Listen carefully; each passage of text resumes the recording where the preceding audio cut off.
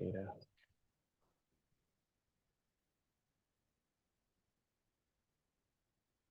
Looks like I'm part host too. Hi, everyone. Thank you so much for being here. We're going to give it just let's say one more minute to see if we get some more people to join, and then we can go ahead and get started.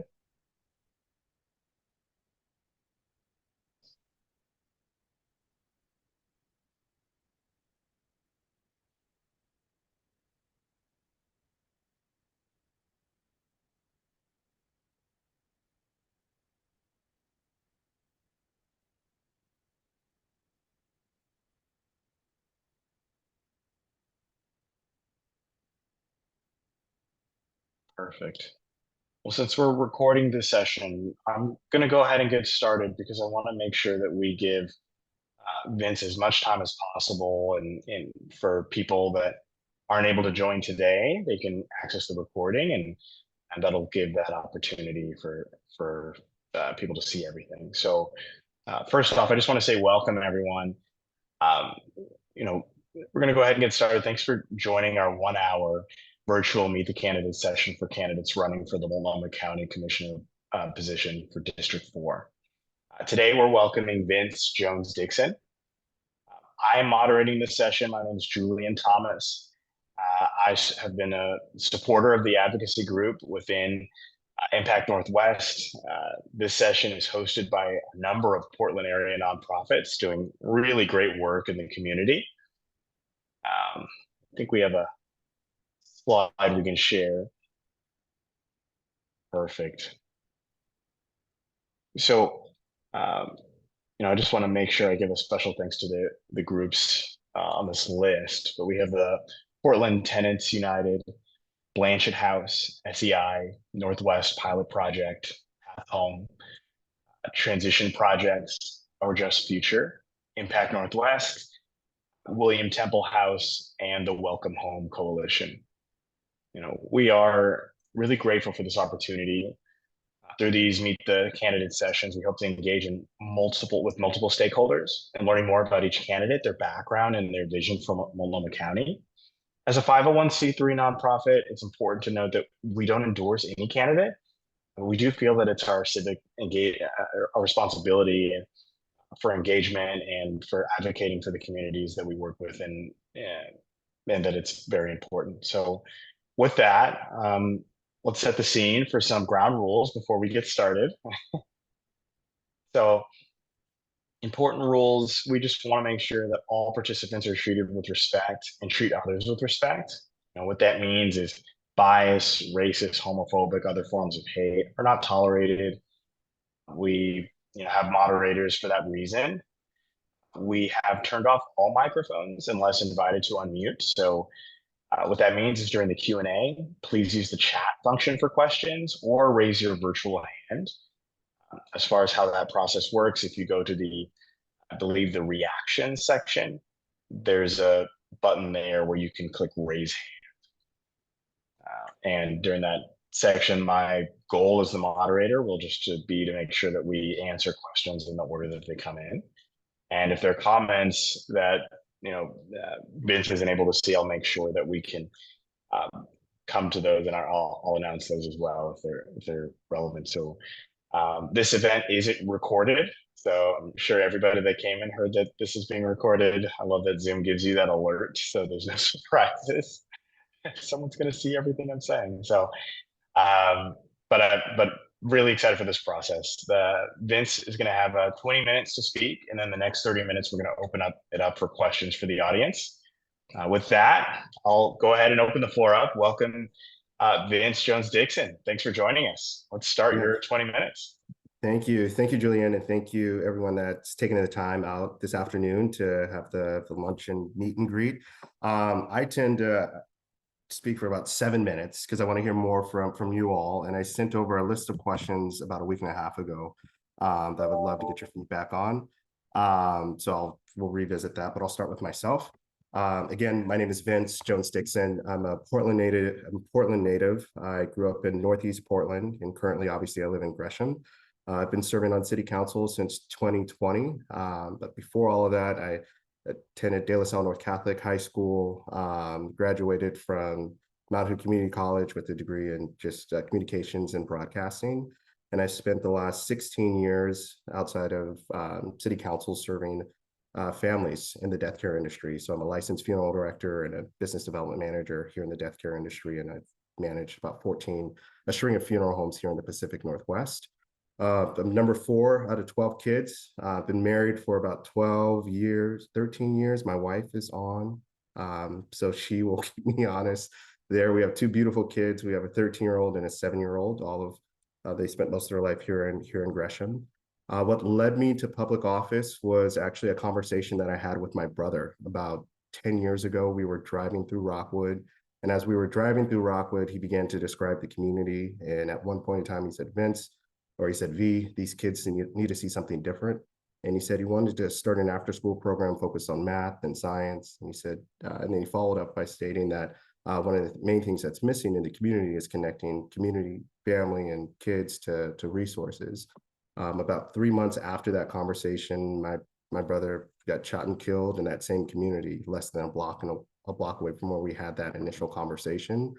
And when my family and I, when we arrived on the scene, it was extremely chaotic. But my mind immediately went back to the conversation that we had 3 months prior, because I saw kids and just community all over the place behind the yellow tape. And at that moment, I was like, I want to start that after that program that my brother envisioned. But I didn't know how. My wife and I had a 3-year-old at the time, and I was 7 years, I think, into my career as a funeral professional. But about a year and a half after the incident, my wife did a project called Who is Rockwood? And her and her classmates decided to get immersed in the community, knock doors, and gather stories. And the main purpose of the project was to find out whether Rockwood is truly what we've heard via the news and just the narratives, as far as being a place of despair and crime and drugs and everything negative. And through the process, as far as her going out gathering stories, sitting outside of the stores like 7-Eleven off of 181st, we learned, or she learned, that Rockwood is a place of hope, and where the social capital is extremely high, and where one of the main things that's missing is connecting community to resources. So she took all that information and she hosted a community conversation with her classmates and asked both my mother and I to speak.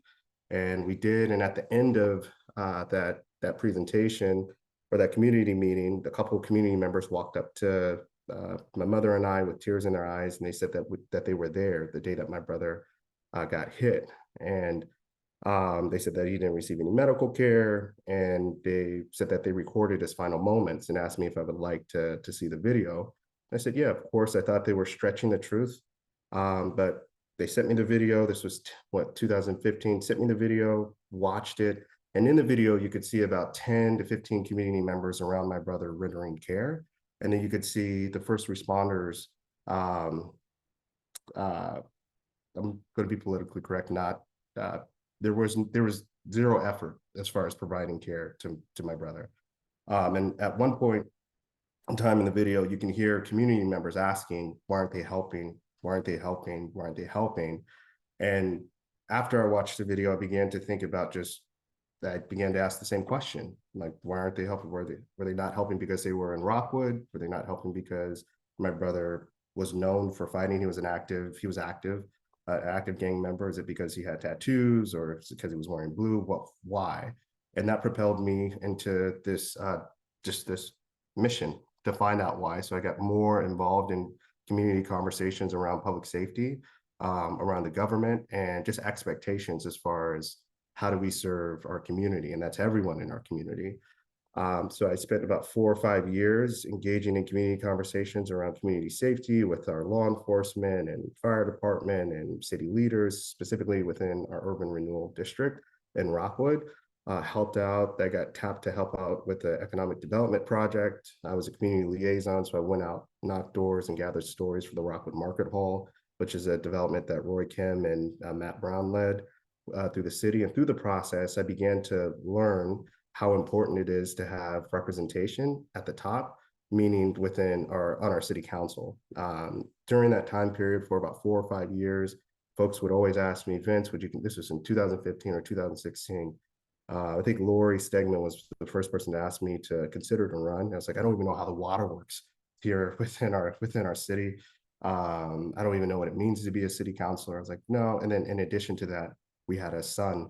We had another child that was on the way. And then in 2020, when everything got twisted after George Floyd's murder and just the chaos, I remember I was sitting up and my wife was like, why are you so agitated, or why do you care so much about what's happening here in our community? Because at the time, our mayor stepped down, our city manager stepped down, and our chief of police stepped down. And I was like, now is the time for leadership. So I decided to run for office, or I got appointed to city council, got appointed unanimously, and ultimately I ran and won. And the main reason is because I felt that the council was lacking leadership and representation.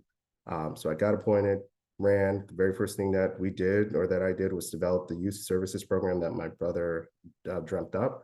We launched it about a year and a half after I got onto council. And after we launched it, we saw a significant decrease in violent crime that was happening here in Rockwood and in Gresham specifically by, I think it was like 60. At one point, it was like 60 or 70%. Now it's dropped to like 30%. And then I've been leading different initiatives around just public safety, community safety. We're one of the only cities that, instead of defunding the police, we went through the process of defining what we were asking them to do, and then engaging in difficult conversations around co-producing just these models that could lead to better outcomes in East Multnomah County. Another thing that we've led is just the conversation around housing, and just ensuring that we have the investments in affordable housing, and then taking it a step further and thinking about permanent affordable housing, and really challenging our staff and counselors to shape that here and create an environment where that could happen here in East Multnomah County. So at my core, I am a type of person where I'm like representing the people and ensuring that the right people are at the table, where we can produce and come up with solutions that fit us within our district and within our community.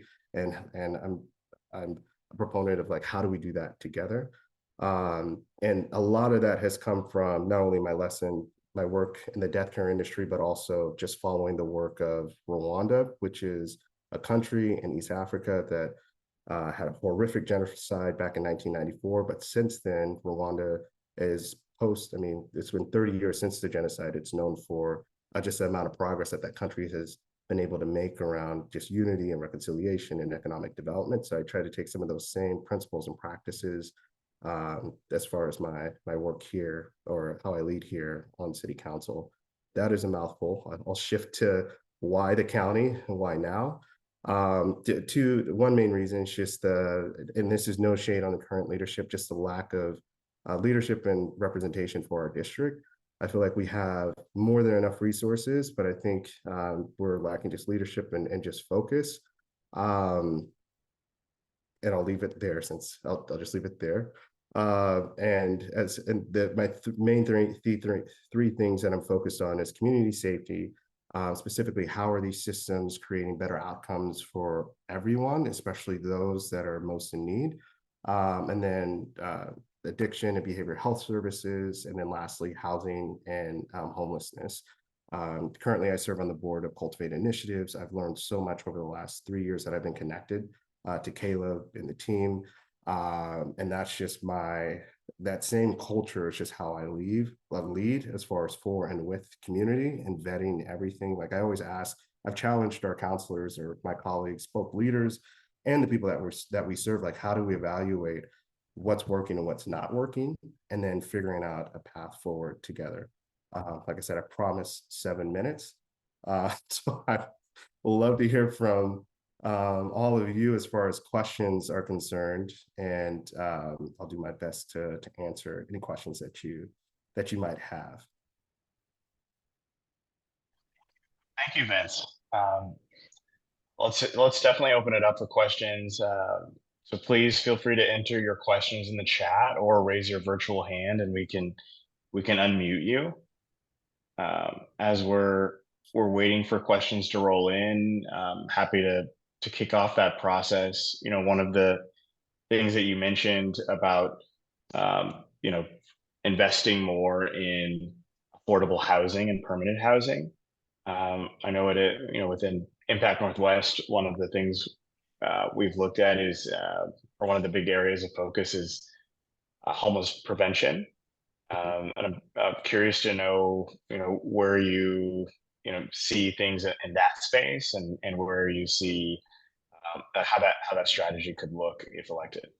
Yeah, I mean, it's complicated, but we have to ask the questions like, what are the contributing factors to homelessness in the first place? And what I tend to do, and it drives my kids crazy, whenever I see one of our neighbors that are unhoused, I approach them and ask them, "Hey, what's going on, and how are we serving you?" I have a good friend.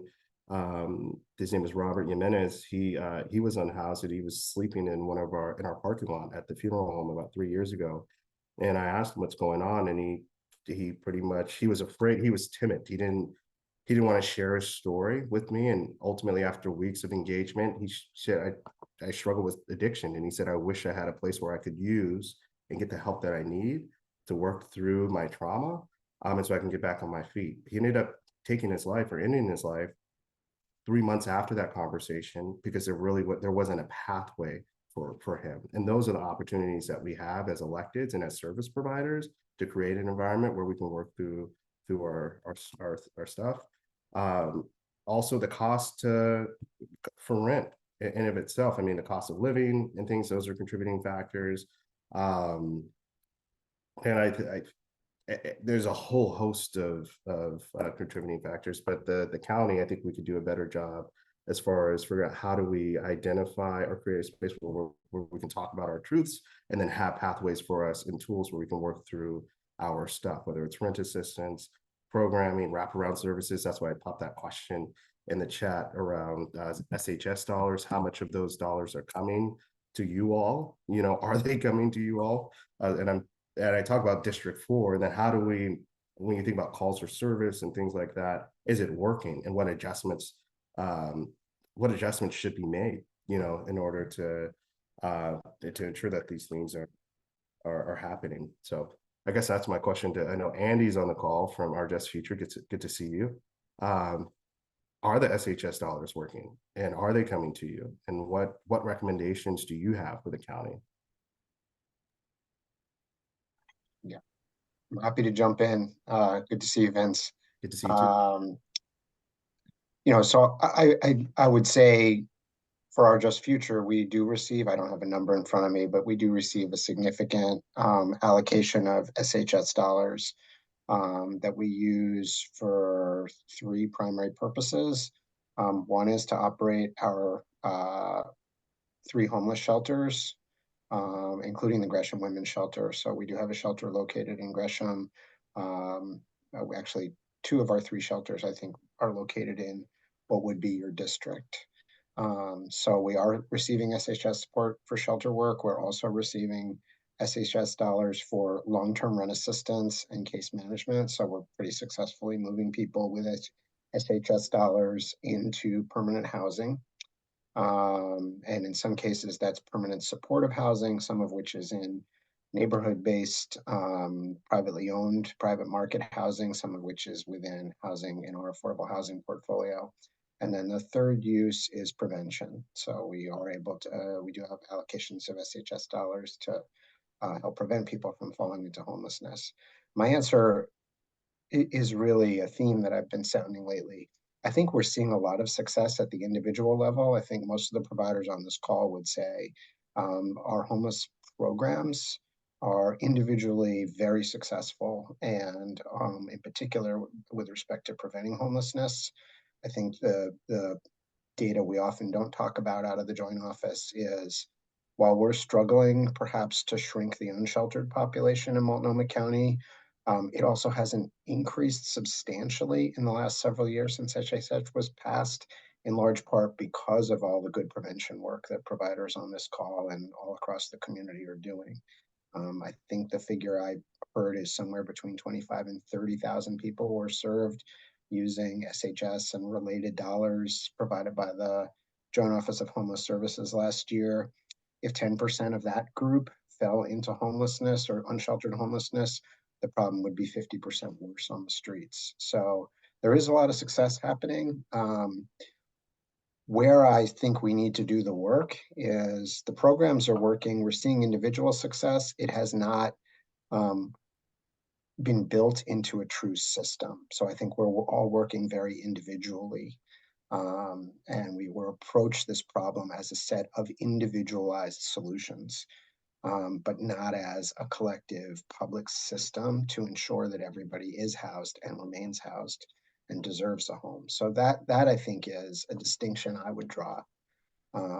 Yeah, and I guess to turn that back, since this is really your time, my question for you is really, how would you approach getting us beyond this place where we are delivering programs, services, building new housing. We're doing lots of good things, but it hasn't actually resulted in a true system and a systemic response. And homelessness is a systemic problem as we see it. We don't see it as an individual problem.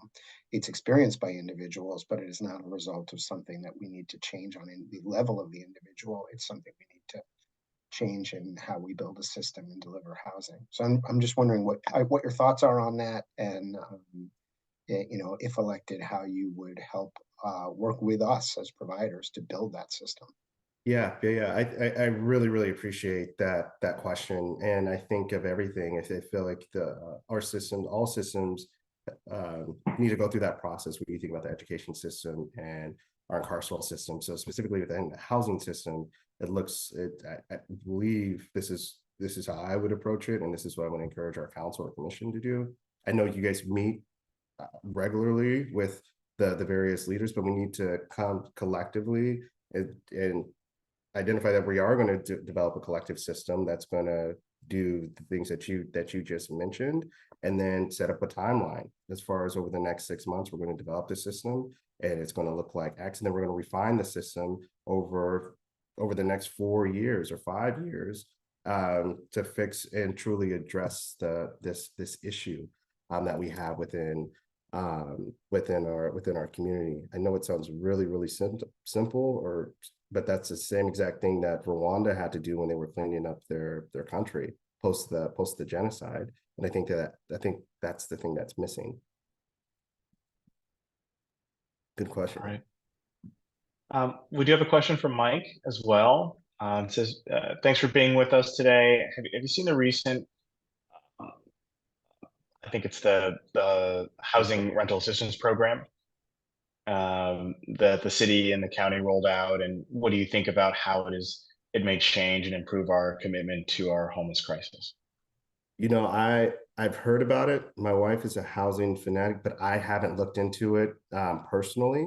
I would love to hear from you. My background, where I've been spending a lot of my time, has been around community safety and community justice work. But how is it? And honestly, that's something that I need to spend time with her and then the other leaders from the county on. But I would like to hear from you all as far as how is it working, and what changes, if any, need to be made.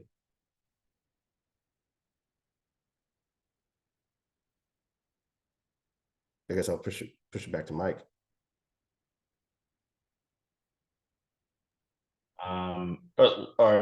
Unless Yeah. Laura, are you looking at the same? Are we gonna do Mike and then Laura? Yeah, I just I had trouble unmuting myself. Yeah, so this is the city and county rolled this new look of how do we tackle our crisis in homelessness. I think they rolled it out in March. They made a big deal about it. There was the commissioner, the other commissioners, the chair, the mayor, representatives from each different leadership group. And I guess the biggest, reading through it, it's pretty detailed, and it does have some things that I was impressed about, as far as more accountability, more of a timeline, and goals that were stated. And also they talked about using a dashboard that was available to all the interested parties as well as the public to sort of track how things are going. All of these things are something we haven't had in the past. And I guess what I would just wonder, to me, it seems like there's an urgency problem. It's some of the things we spoke about on prior Meet the Candidate calls, where a lot of communities have trouble with funding, and it starts there. And it seems like with us, our funding is in a good place, and it's more just the urgency of getting contracts signed with providers that are actually doing the job, making sure that the providers, frontline workers, are being paid a living wage so that they can effectively do their job, and so that these providers can effectively recruit and maintain their workforce. So anyway, those are the things that I think we're lacking, and that I think we need the new commissioners to address with urgency. Yeah, it's definitely, it's not a resource issue, it's a deployment and distribution issue, for sure. And I've heard that time multiple times throughout over the last year and a half as it pertains to the resources, whether it's SHS, and then with this, looking at the homeless response action plan. So that's a good point. And that's, you have, I'm firmly committed to that, and that's something that I've done in city council as far as getting resources out and working through our bureaucracy to ensure that those resources get to the people. So, Laura, you had a question? Yes, thank you. Hi, Vince. Thank you very How are much you? for being here. Yeah, I just wanted to reference a little bit more about the homelessness response action plan. And I think what I'm curious about is how you would move forward on implementing or ensuring that such a plan is implemented in a way that the service providers like Northwest Pilot Project, and sorry, I should say I'm the executive director Northwest Pilot Project. Yeah. So like Pilot Project, Path Home, Our Just Future, Join, other service providers are really front and center at the table when that plan is being implemented. We are the agencies that are going to do the work, and we'd really like to have more of a direct platform in setting clear strategy.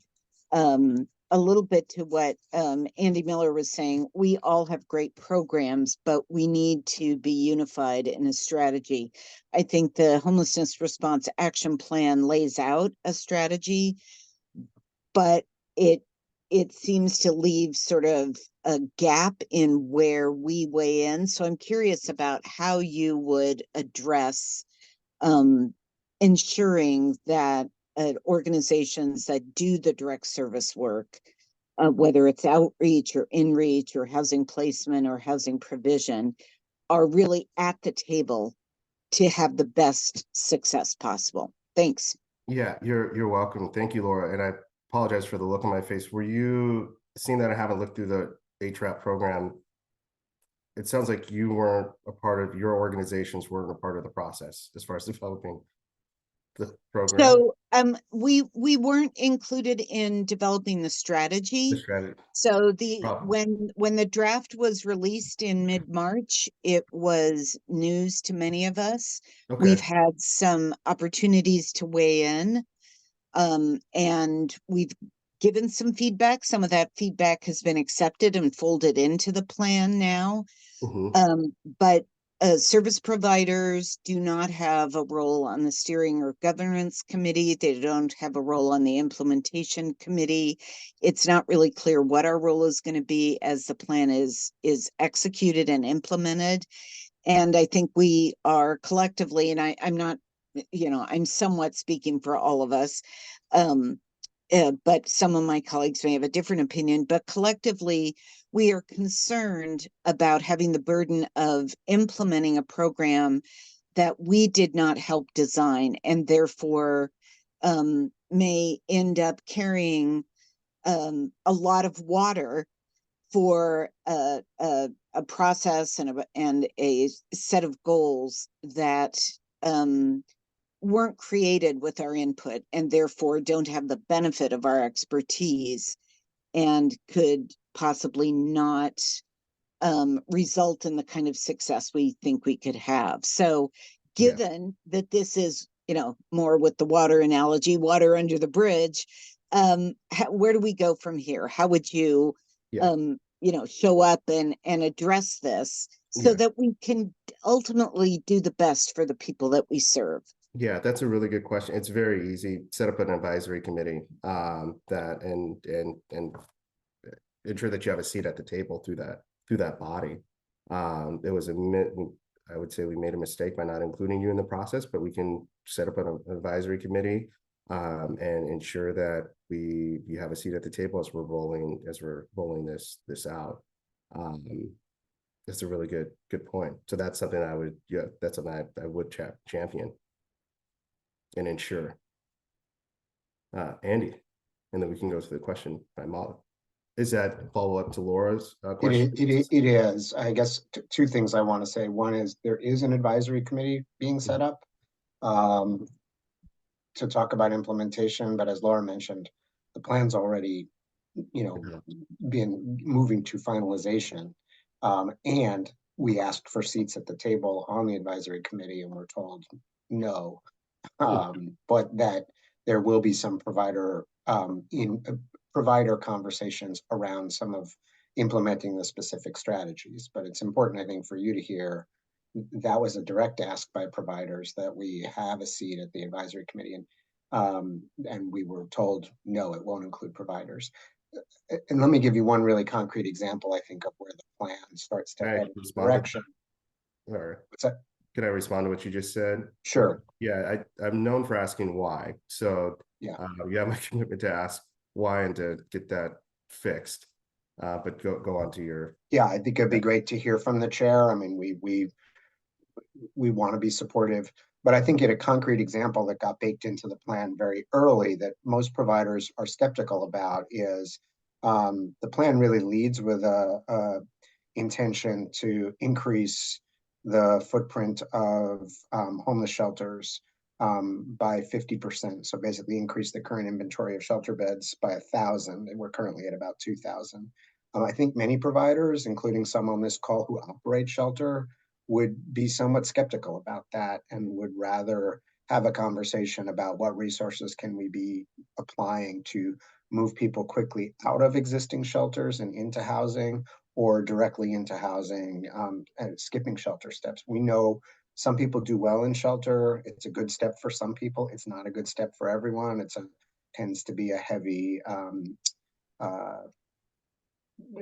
environment where compliance with rules is very high and needed, and that can be challenging for a lot of folks who are coming out of homelessness.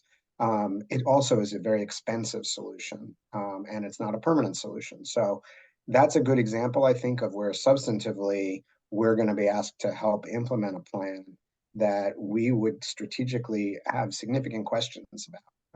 And it's committing not just next year's resources, but shelter operations you have to keep doing it. And it's already the biggest piece of the county budget on homelessness is for shelter, a temporary solution, talking about increasing it by 50% in 2 years. So we would have some significant questions and thoughts to add on that, but that was a done deal by the time the plan was brought to us. So just wanted to give you a concrete example there. And then I have a question, but I kind of want to get to Molly's question, and then I have another one to pick your brain on. Yeah, great. Thank you, Andy. That's helpful as far as the context. I appreciate it. Molly, how are you? Good to see you, Counselor. Yep. I actually kind of want to respond to what Andy was just saying. I know I asked you this other question about community safety in the chat, but I just want to highlight something that he's bringing up, because just this morning I just got back from I've been part of the Metro stakeholder advisory table. I think that's the acronym or the name, but around this conversation of SHS funds and potentially using some for sticks and bricks housing. And the counties presented some data at that, and not at this meeting, but at the last one. And what was really stark and stood out to a bunch of people in the room was that Washington and Clackamas County were spending, like, they had a graph, right? And a big chunk of their column was long-term rent assistance vouchers, the ARLA, the regionally funded, and permanent supportive housing, right? And Washington County, robustly, the majority of their SHS budgets, they were spending on those two things. Multnomah County stood out really largely. That Multnomah County's yellow bar of shelter was huge, and their ARLA voucher was super tiny, like really small. And so, and I actually spoke to Dan Fields just today when I was leaving the meeting about just like Multnomah County's priority, right? And what is Multnomah County prioritizing? It is prioritizing these temporary shelter solutions. And that is definitely a response to, the public outcry and largely like, honestly, folks that have more money and power, corporate business community, really wanting to visual homelessness to just have people disappear, right? That's why our city council just passed a new ordinance. They're arguing over best policy to how to arrest people for not having a home, instead of arguing for hours about how to house people. So Multnomah County very much publicly has this prioritization stance to prioritize shelter. And, the conversation I had this morning was like, well, it's temporary, hopefully we just do this for like 2 years and then we start closing down shelters. And I would say as our coalition says, that's kind of a dangerous path to go down, right? And maybe people in this room would agree, maybe not, I don't know. But so I just want to name that what Andy's talking about is like, I just saw it with like hard data and it's very real. And how, like, if you were to serve on Multnomah County Commission, I think the commission has a lot of power in like naming those priorities, right? Yeah, like this homeless plan created without a lot of input. Like I know the chair's office reached out to me and showed it to me just like 5 days or a week before they were going to like bring it to commission. And we're like, we'd love to get your edits and feedback. And I'm like, cool, 5 days, like to give feedback on a whole plan that's going to be read publicly, that's just not enough time. So it's not the way to do community engagement. Okay, I'm sorry I rambled so much. But how is housing community safety? That's all. Yeah. So you want me to answer the question that you? So your question is, your focus and expertise has been in community safety. Do you see housing security as community safety? Yes, of course, I do. Yes. If you do, how do you bring this to your role as a county commissioner? I would say sharing the stories, like the work that you're doing now, Molly, as far as, but I met a brother, his name is actually, he'll remain nameless. He didn't have a home. He witnessed his brother get shot and killed out here off of 181st in Gleason. And he's at one point in time, as I was trying to get him into temporary housing, he said, Vince, I have two options. I can do what I know in order to get into housing, whether to get money into to get into an apartment, or you can help me. And I decided to reach out to Dan and our homeless services team, and we got him into housing. And this is someone that was on the fence as far as his he struggled with alcoholism and everything, and we were able to connect him with services. So for me, I do believe that housing security is it contributes to our safety within our community. Is that the question that you were asking, Molly? Oh, go ahead. Oh yeah, for sure. But just like, how would you bring that to the commission, like to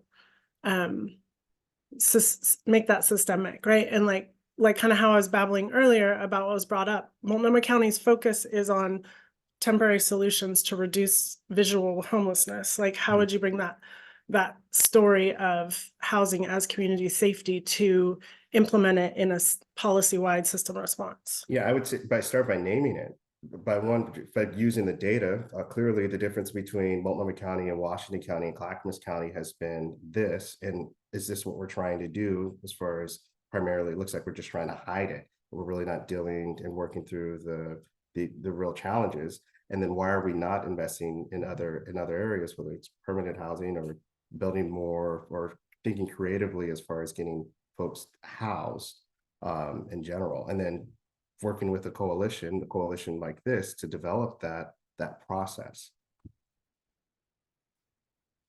And I would be leaning heavily on folks like you, Molly, Andy, and that's what I've done. I reach out to what I think about our public safety professionals. I talk to people outside of the state, to help stretch how we think and how we can address things systemically within our fire department. That's what I've done in Gresham and within our police department. And it's the same thing as it pertains to housing, and this issue or challenge.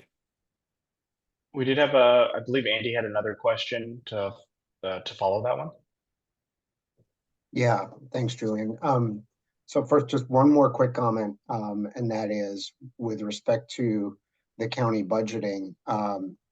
Right now, all of the providers on this call that contract with Multnomah County are looking at only a 3% cost of living adjustment to next year's contracts.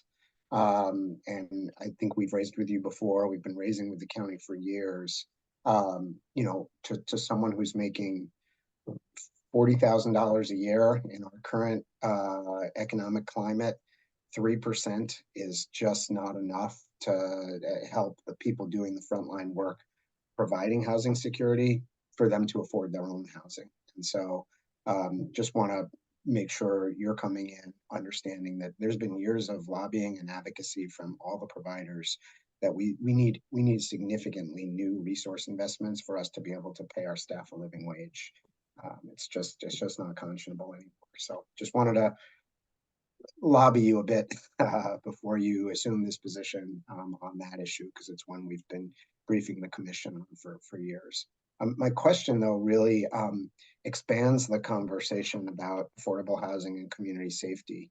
And it taps into something we're seeing in real time. We are an affordable housing owner and operator. So in addition to helping people achieve housing security through shelter and rent assistance, we also are people's landlords. And we are seeing a situation replicate across affordable housing that really impacts the communities of safety of people living in affordable housing. So I'm sure you're familiar, there's been recent coverage of things going on at Rockwood Village.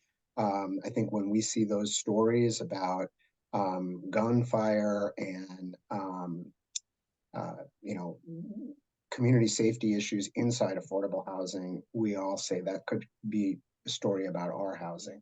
At the same time, I get concerned when the coverage sort of starts to veer into overtones about who lives in affordable housing and the lack of safety. In this particular article in the Tribune, I'll put the link in the chat, there was no coverage of whether or not they even talked to the owners. They talked to the police, they talked to neighbors. And so that concerns me, but it is a very real issue. And I think often as a landlord, we're in a position of, we don't want to evict anybody, but we are often in a position of, for the safety of the entire community, how do we respond, when there is violence or there are people coming into people's apartment communities and bringing weapons or creating situations that impair people's safety. So we're sort of feel like it's very in between place. And I'm just wondering, since you are a community safety champion, you're somebody who's worked to think in innovative and equitable ways about community safety. We've seen very, very positive movement, in particular the Gresham police responding in different ways than they used to the community that we care about. I'm just wondering what your thoughts are on that. Sort of how do we deal with this community safety issue within the context of providing people homes and community? Yeah, that's a really good question, Andy, and I appreciate it. And I'm knee deep in that conversation with our city manager and chief of police and director of government affairs. This is an issue that we have to address together.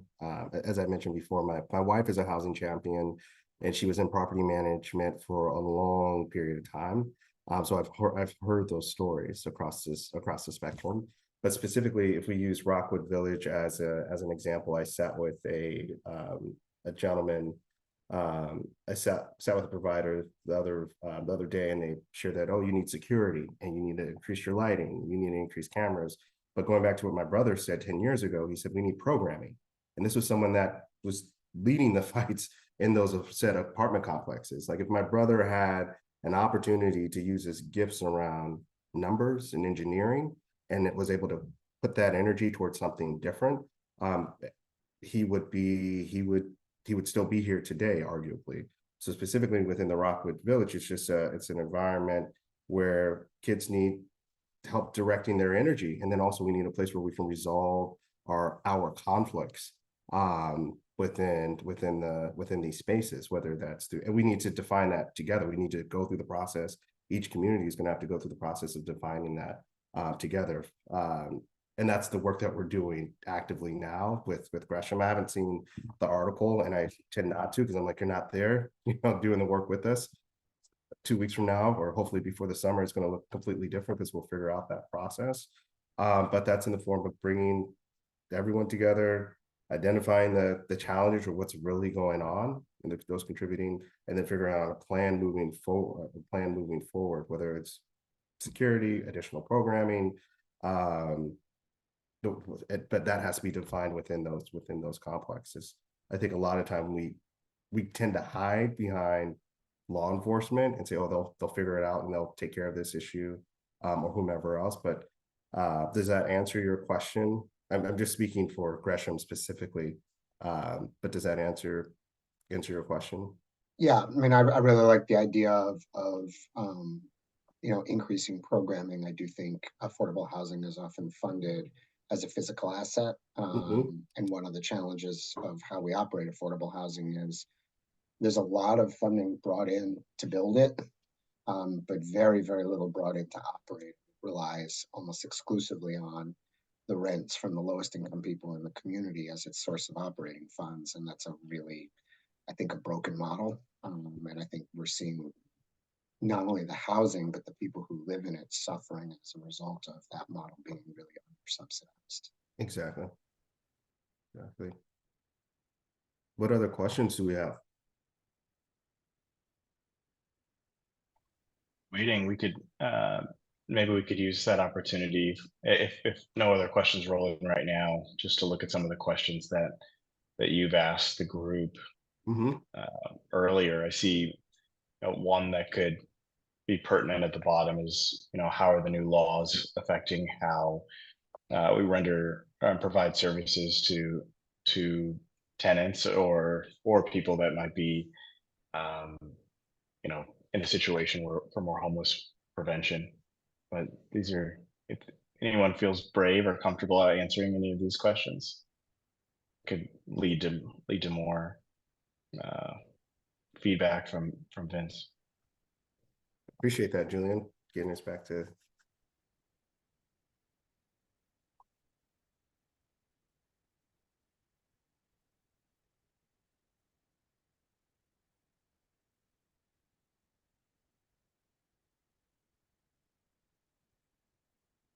Can everyone see the questions in the chat there? I just reposted. Oh, perfect.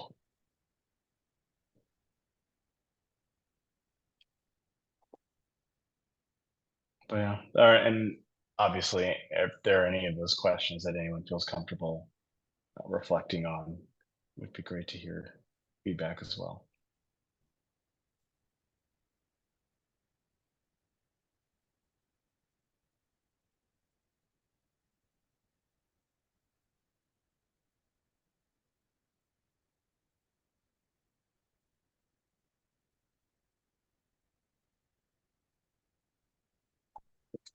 Take up so much airtime, but if everyone else is being quiet, I'll talk.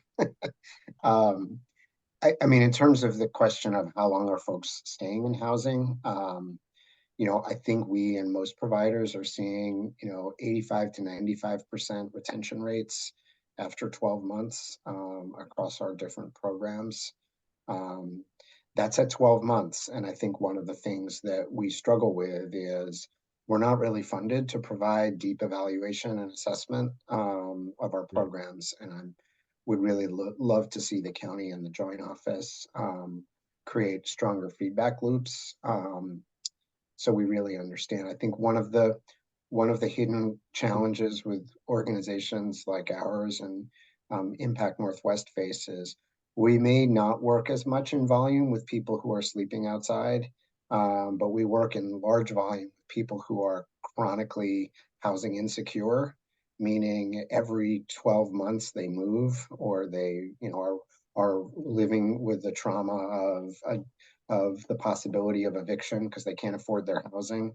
And that's where affordable housing, I think, comes in, as it's a much more structured solution. Affordable housing, we see very, very high retention rates. We see, the first generation of kids who've lived in our housing communities are coming, graduating college and coming back into the community. So it's a really effective way to stabilize families, is by producing affordable housing. That said, I do think too much of our affordable housing isn't affordable to the people who live there. They're rent burdened because of the way affordable housing is funded, particularly using the low-income housing tax credit. It sets rents at certain levels, regardless of the income of the people who are living there, which tend to fluctuate over time. So that's a structural challenge, not typically one that the county is addressing. That's more of a state and local housing funder issue. But yeah, so we're seeing good retention rates. We'd like to see more evaluation and more feedback about how stabilization really functions over time. Because I think too often what we're doing as providers is triage. We're helping people out of crisis, and then our contracts tend to have us move on to the next person quickly. And most people in a very inflationary housing economy like ours here in the Portland region, people need long-term support. They're chronically rent burdened, and it's just really challenging to get out of that. Are you finding, Andy, other cities is that how they're approaching this, as far as like how is stabilization helping over time and providing those dollars to service providers? Well, I mean, Molly gave you a good example of how, our neighboring counties are investing more in longer-term solutions, long-term rental assistance,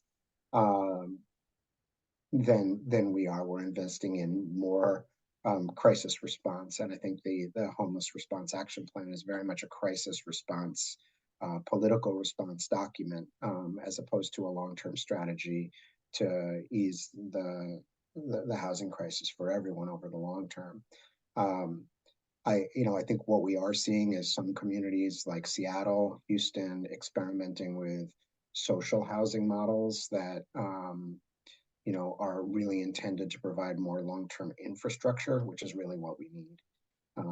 Housing that's permanently affordable, that's community governed, the kinds of things that really kind of do change the system. We're trying to do the work within the existing system.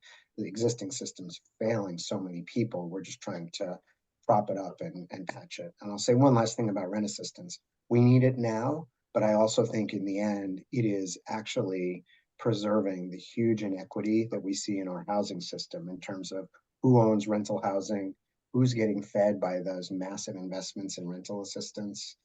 Over time. It's really feeding white wealth and appreciation of white wealth, while keeping people housed. I'm never going to advocate against it as a short-term solution, but until we build a true social housing infrastructure, it's the only option we have.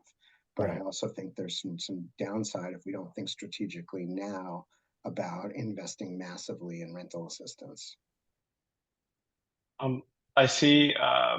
I see that Molly has her hand raised, and I just, in the interest of time, I do want to make sure that we, at the very least, give Vince a few minutes just to say some final words, and then if people would like to stay on, then I would say, hey, yeah, let's take one more question or more input. This is definitely a subject that I think, and it's really nice to see the engagement here, and there are a lot of really passionate feelings around all of this. So I hope people listen to this recording. I think this could be really beneficial for people that are interested in learning more about Vince. But I do want to say thank you to everyone for the great questions, and I want to give Vince a minute for some final words before a lot of people have to close out. Yeah, just one thank you. Again, this is just another example of the power of community. As far as hearing directly from you as service providers and folks that are helping our neighbors, just providing housing. It was an eye opener to me. I have 2 pages of notes here, and I look forward to continuing the conversation and really coming up with a strategy, a plan for Multnomah County, and this specifically District 4 out east. If you want to, I'm going to leave my contact information here in the email. I think I know some of you personally already, but feel free to reach out. And the plan after May 21st is to have a series of conversations around specifically housing and community safety, and then to develop a strategy just moving forward. So again, I just want to say thank you so much for your commitment and just for being a part of the conversation this afternoon. And I can stick around. I still have my sailing chair, so I can stick around for another 5 or 10 minutes if anyone would like to stay on. I would love to hear Molly's question as well. Thank you, Julie. All right. Well, thank you everyone for joining. Thank you, Vince, for giving us the opportunity to hear more about your position. We will make sure this recording is available following the session. And, I want to say just everyone have an awesome day. And I think I do see Molly's question. Is it okay if we close out Molly, or do we want to make sure that okay. I want to make sure that everyone feels heard and we're not stepping on anyone's toes or anything. So thank you everyone so much for your time, and I hope you all have a great day. Thank you.